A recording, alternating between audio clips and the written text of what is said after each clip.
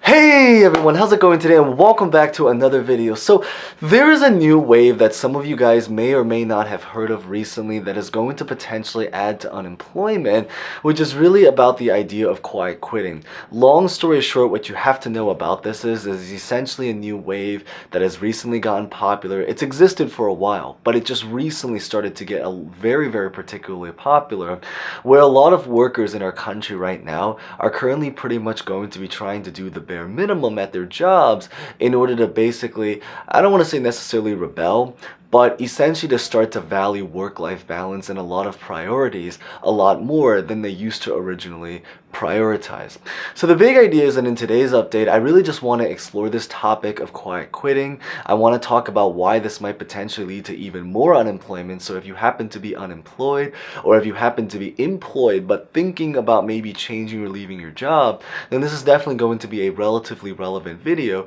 to you. And then maybe I want to also end this by a little bit of my own personal thoughts about whether or not you should, take part in this particular movement, or what to basically know before you do if you end up are contemplating right now. So we're going to get to all of this stuff, but as always, real fast, before we begin, if you guys enjoy videos like this, remember to smash the like button if you guys hopefully do, or you can watch to the end and decide, but it is always greatly appreciated. Feel free to comment any questions, personal thoughts, or suggestions for improvements if there's something that you see here. And as always, also consider subscribing and hitting the bell for similar videos about things like unemployment, finance, econ, everything in that particular world. Alright, so with that being said, let's get this video started.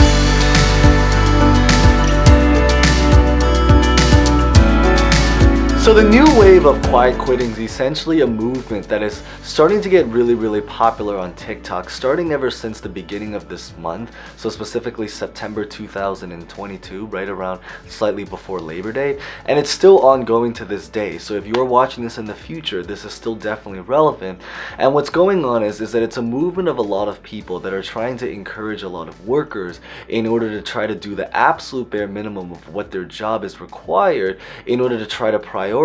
other things, as long as they're either not fired. But however, there's a little bit of a caveat that even though they're doing the bare minimum where they can kind of perform but without getting fired, there's a lot of belief now that, especially with the way the economy is doing, it might ultimately end up leading to a lot of people to become laid off. But the real inspiration to why this really came about, aside from the fact that, we live in a very capitalistic world and society where people are trying to, demand every single worker to do the absolute most amount of work in order to try to prioritize and try to help the company. But the big idea really is that, as most of you guys know, we recently had a great resignation movement that happened over the last year. And basically what this is it was really about the recognition that there were a lot of employees that started to realize that originally it was a situation where many employees were kind of at the mercy of their employers because they had to try to fight in order to get their jobs. But now it became a thing, or now as in over the last year, it became a thing where, because now there were significantly more job openings than people looking for jobs, or rather people looking for the jobs that they really wanted to, the power started to shift towards the employees now. So this is basically almost like a semi-continuation of that, where now a lot of workers are kind of trying to take advantage of the power that they have. Now there's a lot of reasons why people are quitting their jobs. This isn't the only one, so I think that's important to say. But this just happens to be one of the things that's going on,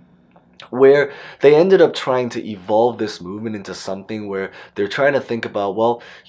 maybe we don't necessarily have to quit our jobs per se, but we can certainly do the absolute bare minimum so that we can kind of show these employers what's actually important. What are the examples of this? Things such as like mental health, physical health, work-life balance, personal time, better working conditions, and everything in that particular world. And this is what this movement is particular about. So it is kind of a continuation of the Great Resignation, but there are definitely differences between this and the Great Resignation, in the sense that people are not resigning their jobs per se, but they are doing the absolute bare minimum. Now the significance about this is, and why I say there is a little bit of a caveat to it, is that even though it is true that workers are trying to do the bare minimum to not necessarily lose their jobs, the issue is that right now we are starting to see another shift in the economy where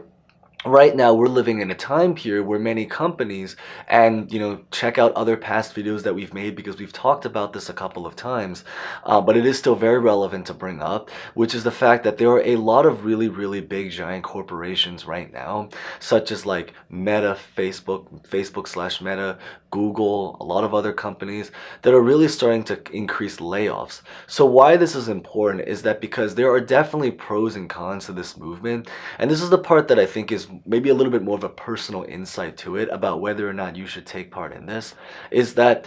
the pros about doing this is that yes, it is very possible that if more people start to quiet quit, it might lead to better working conditions, might lead to better priorities, or to prioritize the workers instead of just trying to work through. There is also a lot of talks that by doing such a thing, and one way it might benefit both the employers and employees, is that it can potentially also increase productivity. Because it's like the saying that they say,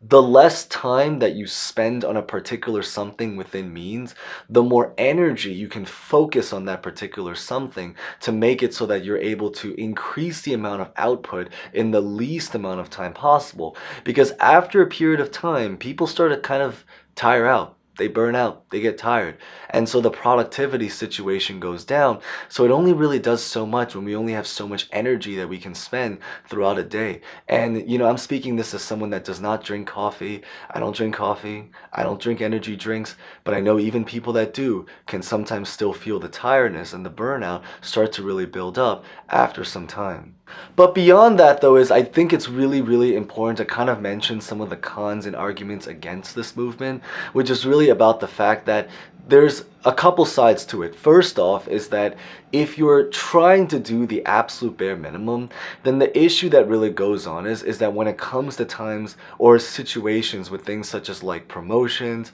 pay raises, everything in that particular world, career progression, it might start to make it so, well, if there's a worker that actually is going above and beyond and another worker that's not going above and beyond, chances are is that there could be a lot of lost opportunities, because then the workers that are actually putting in above and beyond are going to probably be getting that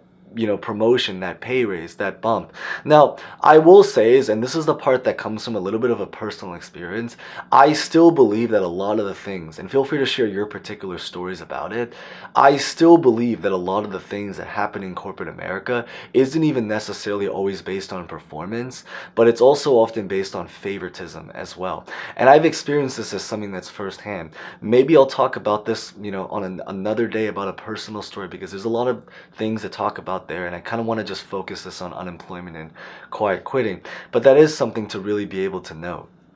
Another big thing that I think it's really important to mention is that if you are currently inside of your job to do the absolute bare minimum, then the issue is that it probably means that you're not fully focused on certainly the craft of the job at hand. So why this is particularly important is that because I like to think that in a very ideal career, and this is something we've talked about on our channel that I think is very different from other places, is that a lot of places will talk about finding a job in general. But one of the things that I think I've mentioned in a lot of past videos is about how it's not just about trying to find a job in general, but also about trying to find a quality job, a job that hopefully feels fulfilling, that pays, certainly enough to support the lifestyle that we're trying to live, and that hopefully has reasonable, good working conditions with hopefully great people that we enjoy working around with. So why this is relevant is that because if you are someone that's, and I'm just speaking, just genuinely, if you are someone that's doing or prefers to do the absolute bare minimum at your particular job, unless you are trying to do it, with the exception if you're trying to do it as a means to an end, let's say you don't really care about it, you just want to pay your bills, for many people that hopefully prioritize things beyond just money, it probably means that you're also not fully engaged in the job. And I think that in a very, very ideal job that you really, really enjoy, you probably should hopefully want to actually put in that effort. You probably should actually want to be able to try, not necessarily just to support your employer per se, but even on a personal basis so that you can learn more about the craft, so you can get better at the craft, so you can improve and you can grow. And this is something I think that goes on even way beyond money, because if you're able to increase the value, the experience, and what you can potentially do, it can lead to something that maybe involves more money, better promotion, or more power, certainly, in whatever you end up doing. Because when you can do a certain something that not a lot of people can do, you now can have much more negotiating and bargaining power to kind of do the things or get the things that you really, really want, within means, of course. Because again, this depends on your career, this depends on the general situation, but just in general, I think it's very fair to say is that logically, it makes sense why this might be the case. Now, in terms of my personal opinions about this is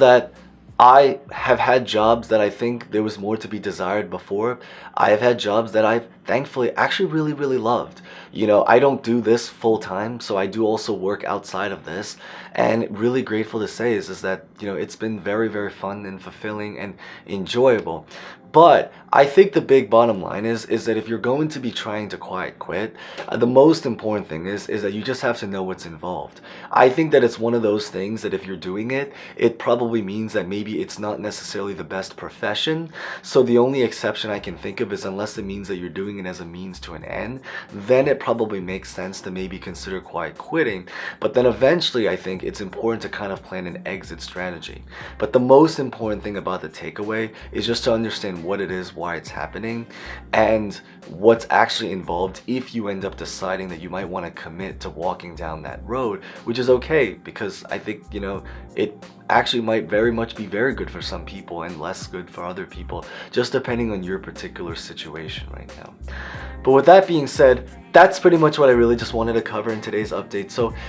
if you guys hopefully enjoyed that, maybe consider smashing the like button if you guys haven't done so, subscribing, hitting the bell, and as always, feel free to comment maybe any questions, personal thoughts, stories, suggestions, or really honestly just really anything at all. So with that being said, thank you guys so much for watching. As always, stay safe, stay well, and hope to see you guys next time. Thank you guys so much again.